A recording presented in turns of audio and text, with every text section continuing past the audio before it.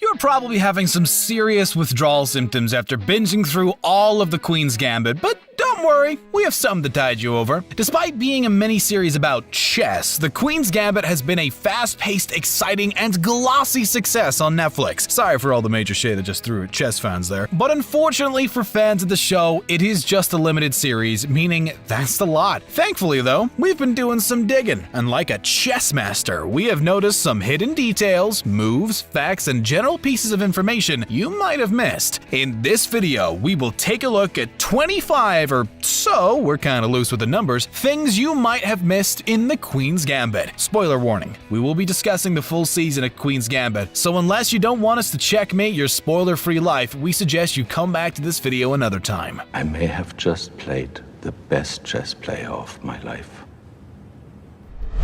Let's start with the end, shall we? The series had a ton of draining and emotionally taxing moments, but Beth finally gets her chance to travel to the USSR to compete and take on the grandmasters that once eluded her. But the show ends somewhat openly, in a way which leaves the audience slightly puzzled. As Beth heads to the airport, she asks the driver to stop so she can wander the streets of Moscow, finding herself in a square occupied by older men playing games of chess. As she approaches them, they embrace her as a hero, and she sits down to play with them one-on-one, and that's it. That's the ending. Like The Sopranos, it ends rather abruptly, but also like The Sopranos, it leaves us wondering what it all means. Did Beth defect to the USSR? Does she return to the US? Have the last few moments all been an illusion and it's all been a concoction of Beth's mind and her substance addictions? Well, if you were fearing a negative ending, Anya Taylor-Joy may have just stopped you worrying, with her stating that it was just a nice moment for the character where she can just relax and let her hair down and take in her moment of victory. Say it was actually a happy ending. In fact, Taylor-Joy found it so emotional that every time the camera cut, she would begin crying as she becomes so attached to the character. Gosh darn it, now I'm gonna cry! One of the best things about the show is the sensational performance provided by Anya Taylor-Joy, who really took the character into her stride, unafraid to embrace both the highs and the lows of the character. Taylor-Joy is so believable as the character that we have no issue in accepting her as the genius chess player who can quickly strategize off the cuff. But what is surprising, that Taylor-Joy didn't know the moves she would have to make until just before shooting. In fact, she only found out what moves she would have to make minutes before shooting, so it would stay fresh in her mind. Which, I mean, I guess you would also have to remember your lines, which is pretty important. But what also makes Taylor-Joy's performance impressive is her physicality and the way she moved, which is very nifty and well choreographed. This is actually a very deliberate move made by Taylor-Joy, who actually used her skills as a former ballet dancer to know how to move her hands in a way which are nifty and cool. Because it probably wouldn't have had the same effect if she had awful depth perception like me and knocked all the pieces over. Speaking of body language and physical movements, the way the actors move are specifically designed for their characters. For instance, Taylor-Joy wanted to make sure that Beth's body language was far different from her male counterparts to make her stand out and show the disparity between the genders. Taylor-Joy said that she made her moves in a quick and ruthless way, but still undeniably feminine, which again requires not knocking all the pieces over. I'm still banned from all chess tournaments. It happened one time! But Taylor-Joy isn't the only one with easily definable mannerisms, with Thomas Brody Sangster adding the nervous habit his character Benny has, where he is constantly playing with his ring.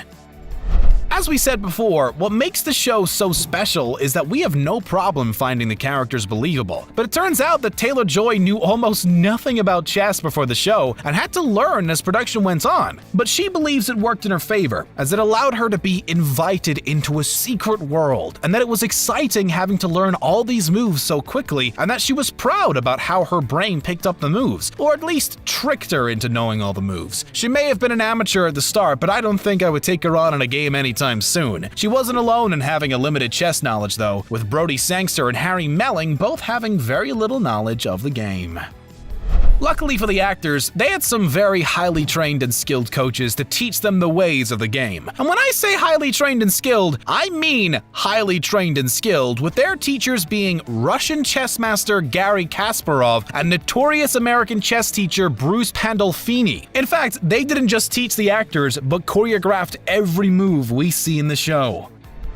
But while the coaches may have choreographed every move, the actors not only had to learn to play the game and every move, but also had to physically play the game, meaning that no extras or doubles came in to play the game for them. I know that playing chess isn't exactly a Tom Cruise-worthy stunt, but still. But it isn't just the actors who had to learn and understand the game, but the VFX team who had to learn so they could bring to life the hypothetical moves Beth plays out in her own mind. So basically, everyone who worked on the show are basically chess masters now. As we said, the actors played every game of chess that occurs in the show, even the ones we don't see. A number of the games are played through close-ups of the actors' faces, a reference to the pawn's sacrifice. But instead of just having the actors pretending to be playing chess, they actually played out the game as if we could see it, meaning that there is an actual game going on out of sight. Talk about method acting!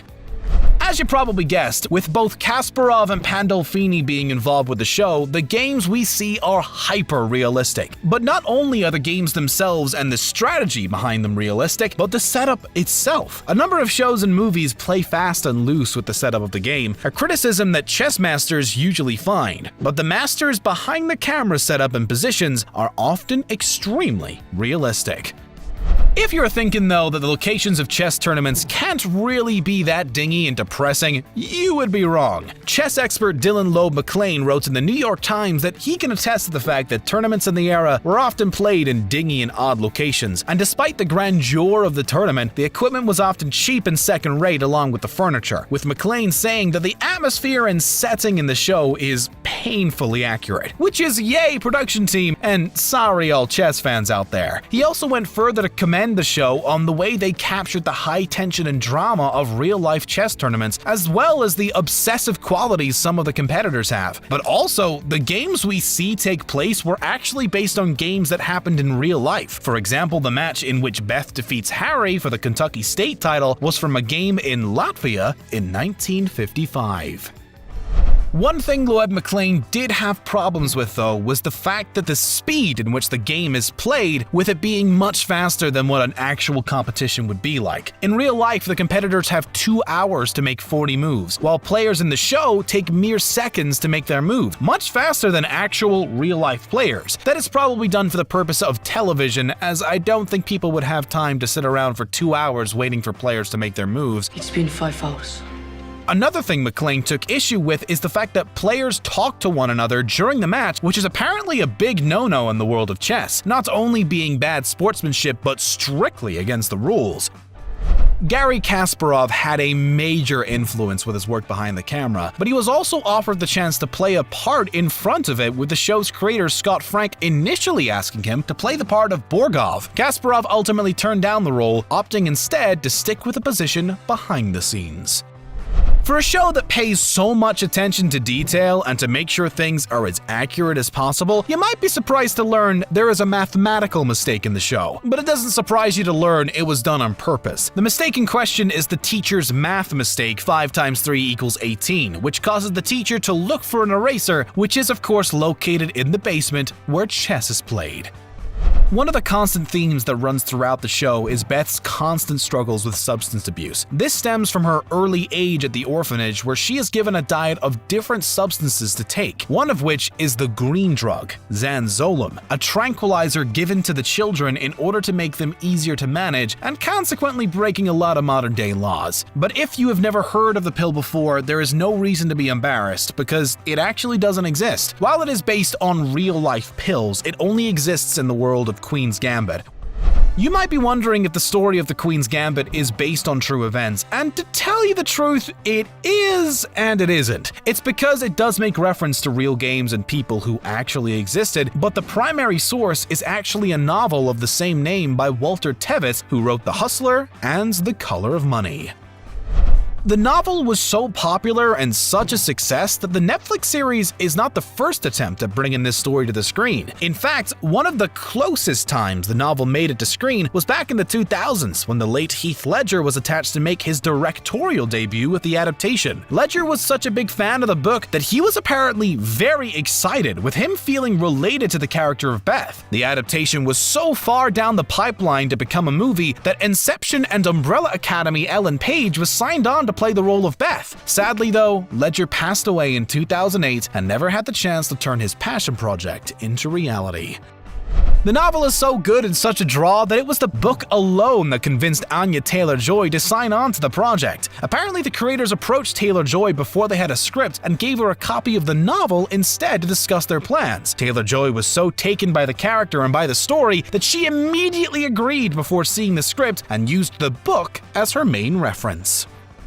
Anya Taylor-Joy may be the biggest name on the call sheet, but like Game of Thrones' Brody Sangster, there are a number of appearances that you might recognize but not know from where. For example, you may recognize the name Marielle Heller, who played Alma Wheatley, and that is because she is the director behind such films as A Beautiful Day in the Neighborhood and Can You Ever Forgive Me? You may also recognize Harry Melling, who plays Harry Metlick, but if you're like me, you may not instantly recognize where from. That's because he has changed somewhat since his Harry Potter days, where he played Harry's thuggish and spoilt cousin Dudley Dursley. Melling has gone through somewhat of a resurgence of late, but will certainly be known for his role as Dudley in Harry Potter, especially to her co-star Taylor-Joy, who is apparently a huge Harry Potter fan, actually learning English through the Harry Potter books as she was raised in Argentina, and apparently Melling graciously sat and listened to Taylor-Joy freaking out about the franchise.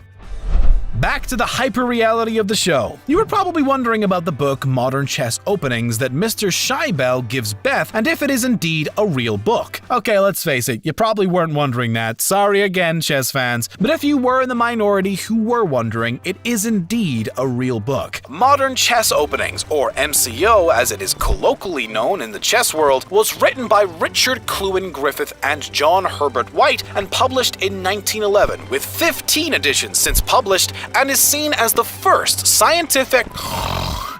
Sorry, I just sent myself to sleep there. I'm going to move on from this before I fall asleep again, because I still have like 6 more entries to go. As we mentioned before, the show makes references to real games, but also references to real people. While Beth Harmon is a fictional character, she is based on a number of real-life chess players. Harry compares Beth to chess champion Paul Morphy, but she actually shares more similarities with another champion, Bobby Fischer. The timeline set in The Queen's Gambit coincides with the peak of Fischer's career, with Beth winning her championship in 1967, while Fischer won his 8th and final championship that very year. Both Beth and Fischer found themselves living alone in their teenage years after their guardians moved out. Both learned Russian as to gain an advantage over their opponents. Both also requested money from the White House to help fund their trip to the USSR, and both of their lavish dress sense caused them to not have enough money to help fund the trip themselves. The one glaring difference is gender. Obviously, Beth is a woman, while Fischer was apparently very dismissive of female players and saw them as inferior. Having the gender flipped in the story could be Tevis's sly dig at Fischer, with Tevis being an amateur player and passionate fan and a supporter of strong female characters. One of Beth's most notable physical traits is her glorious red hair, which makes her look like a member of the Weasley family. Maybe she really is destined for Harry Potter. But you might have guessed that the hair is not actually the actor's own, with the wardrobe department applying a number of wigs to get her into the character. Netflix posted a video of Taylor-Joy's transition into Beth, and it's strangely cathartic.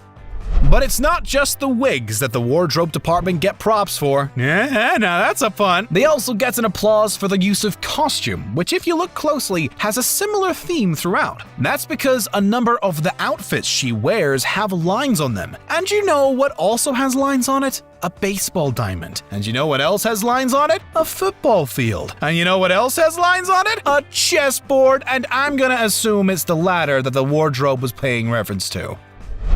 But it's not just the wardrobe that has careful detail, but the choice of lipstick that Beth wears. That is because the shade of lipstick Beth wears signifies her age, with the color changing throughout the course of the show. Furthermore, it is a reference to Alma, who serves as Beth's mother figure in the show, with the shade of lipstick being a tribute to her pseudo-mother. That's a strangely touching tribute. I think everyone likes that.